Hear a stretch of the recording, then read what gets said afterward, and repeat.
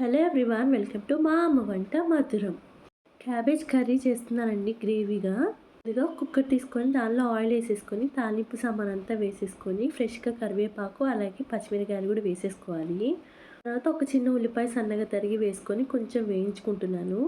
తర్వాత ఒక పెద్ద బంగాళదుంప చిక్కు తీసేసుకొని క్యూబ్స్గా కట్ చేసుకొని వేసుకుంటున్నాను. కొంచెం ఉప్పు అలాగే పసుపు వేసి కొంచెం సేపు ఫ్రై అవ్వనివ్వాలి. మామూలుగా అయితే ఫ్రైయే చేస్తానండి, కానీ గ్యాస్ కొంచెం ఎక్కువ పడుతుంది కదా, కానీ సేవ్ చేద్దామని ఇలా కుక్కర్లో వేస్తున్నాను. ఇప్పుడు ముందుగా శుభ్రంగా కడిగి తరిగి పెట్టుకున్న క్యాబేజ్ కూడా వేసేసుకోవాలి.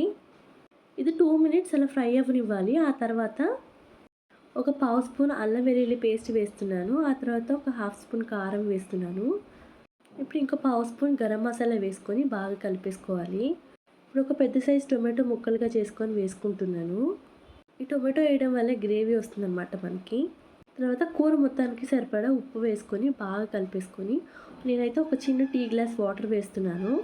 వేసి ఒకసారి మొత్తంగా కలిపేసి కుక్కర్ మూత క్లోజ్ చేసి 2 విజిల్స్ రానివ్వడమే.